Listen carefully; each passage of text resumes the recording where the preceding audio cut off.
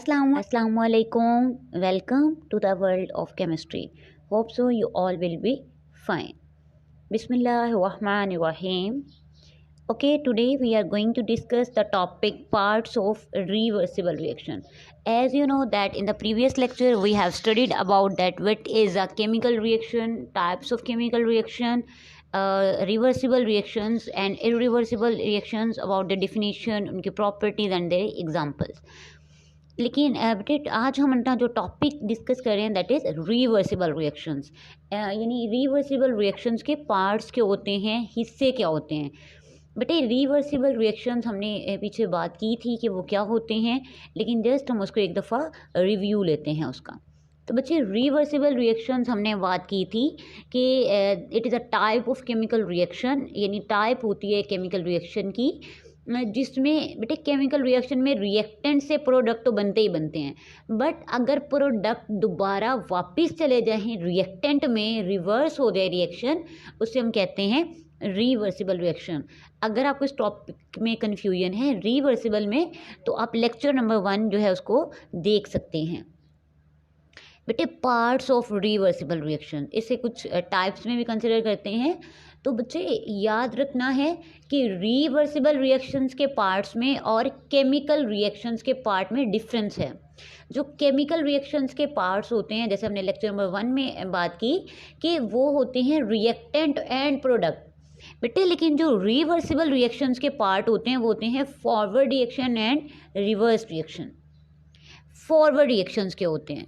अब बच्चे reversible reactions हमने बात की ना कि जिसमें रिएक्टेंट से प्रोडक्ट बनते हैं एंड प्रोडक्ट से दोबारा रिएक्टेंट बनते हैं। तो बच्चे रिवर्सिबल रिएक्शन में वो पार्ट, यानी वो केमिकल रिएक्शन जिसमें रिएक्टेंट्स कंबाइन होके रिएक्ट करके आपस में मिलके प्रोडक्ट्स बना रहे होते हैं, उससे हम कहते हैं फॉरवर्ड रिएक्शन।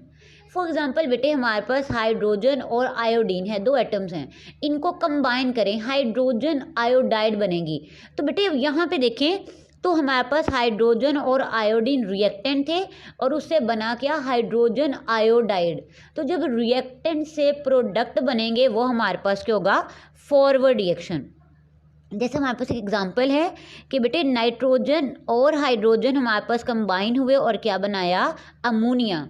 तो इसमें एरो भी आप देखें तो लेफ्ट टू राइट जा रहा है, यानी रिएक्टेंट से प्रोडक्ट में। So it will be a forward reaction.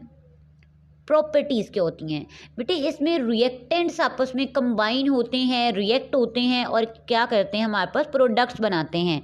ये जो हमारे पास होता है बेटे ये मूव करता है लेफ़्ट टू राइट। अभी हमने देखा ना कि एरो लेफ़्ट टू राइट जा रहा था, रिएक्टेंट से जब बच्चे प्रोडक्ट्स बनते हैं तो डेफिनेटली हमारे पास जो एरो है वो भी लेफ़्ट टू राइट मूव करेगा। बेटे स्टार्ट में जो होता है फॉरवर्ड रिएक्शन वो फास्ट होता है, उसका रेट ज़्यादा होता है, यानी उसकी स्पीड ज़्यादा होती है स्टार्ट में टाइमिंग। लेकिन जैसे जैसे बेटे टाइम गुजरता है, with the passage of time ये स्लो डाउन होना शुरू हो जाता है। यानी पहले इसका रेट ज़्यादा था, लेकिन जैसे जैसे बेटे टाइम गुजरता जाएगा ये स्लो डाउन होता जाएगा, कम होता जाएगा। And it is represented by RF। बेटे इसे RF से रिप्रेजेंट किया जाता है।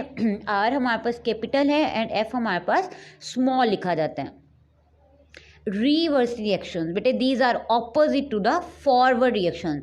यानी बेटे फॉरवर्ड में क्या होता था, रिएक्टेंट से प्रोडक्ट बनते थे, लेकिन बेटे रिवर्स रिएक्शंस में क्या होगा कि प्रोडक्ट से हमारे पास रिएक्टेंट्स बनेंगे, यानी रिवर्स हो जाएगा रिएक्शन।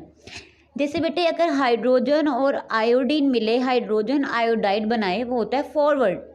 लेकिन बेटे अगर हाइड्रोजन आयोडाइड डिकम्पोज हो जाए हाइड्रोजन एंड आयोडीन में, तो उसे हम कहेंगे रिवर्स रिएक्शन। जैसे बेटे देखें अब यहाँ पे अमोनिया जो था वो वापस अगर कन्वर्ट हो रहा है नाइट्रोजन और हाइड्रोजन में, तो then it will be reverse reaction. अब बेटे यहाँ पे इफ़ यू नोटिस कि arrow moves from right to left, यानी प्रोडक्ट से रिएक्टेंट की तरफ जा रहा है ये रिएक्शन। प्रॉपर्टीज़ में बेटे इसमें जो है वो रिएक्टेंट्स बनते हैं, ये राइट टू लेफ्ट मूव करता है। इन स्टार्ट में इसका जो रेट है वो नेग्लिजिबल होता है, कम होता है, लेकिन जैसे जैसे बेटे with the passage of time ये जो हमारे पास है ये स्पीड अप होना शुरू हो जाता है, और इसे हम रिप्रेजेंट करते हैं आर से, R capital and R small से।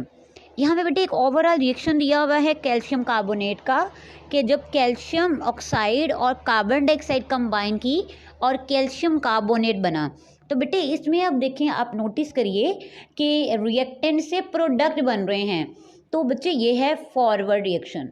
अब नीचे वाले में बेटे आप नोटिस करें तो कुछ बच्चे ना कंफ्यूज हो जाते हैं, कहते हैं ये तो लेफ्ट टू राइट मूव कर रहा है, ये भी फॉरवर्ड होगा। लेकिन बेटे यहाँ पे आप ये भी नोटिस करिए ना कि प्रोडक्ट से रिएक्टेंट बन रहे हैं, तो ये फॉरवर्ड नहीं होगा, ये रिवर्स होगा। अगर इसका एरो इस तरफ को दिया हुआ है तो इट मीन्स कि आप ऊपर वाले रिएक्शन में एरो इधर को लेके जा रहे हैं। तो बच्चे आपने कंफ्यूज नहीं होना, कि जो बच्चे, आप तो जीनियस लोग हैं ना, आप लोग तो नहीं कंफ्यूज होंगे, कि आपको पता होगा भाई रिएक्टेंट भी तो एरो तो शर्त है ही कि लेफ़्ट टू राइट है, लेकिन बेटे जो दूसरी शर्त है वो ये है कि आपके पास रिएक्टेंट से प्रोडक्ट हों, तो इसलिए देन बेटे ओवरऑल रिएक्शन है कि कैल्शियम कार्बोनेट जो था वो बैलेंस्ड हो गया है कैल्शियम ऑक्साइड और कार्बन डाइऑक्साइड से। अब बच्चे वो स्टेट जहाँ पे दो हमारे पास ये दोनों रिएक्शन फॉरवर्ड और रिवर्स दोनों बैलेंस हो जाते हैं, इक्वल हो जाते हैं, उसे हम कहते हैं केमिकल एक्विलिब्रियम स्टेट। और केमिकल एक्विलिब्रियम स्टेट इंशाल्लाह बेटे हमारा जो है वो नेक्स्ट लेक्चर में हम उसके ऊपर बात करेंगे कि वो क्या होता है। तो थैंक यू बेटे, hope so you all understood the topic parts of reversible reaction. If you have any confusion in the topic, then you can mail me and you can ask me by mentioning in the comment box. तो या आप मुझे mail कर सकते हैं, description box में मेरी mail दी हुई है, आप वहाँ पे अपना मैसेज दे सकते हैं to clear any confusion and to find out any conceptual topic. And please like, share and subscribe to my channel. अल्लाह हाफिज़, अल्लाह निगहबान, दुआओं में याद रखिएगा।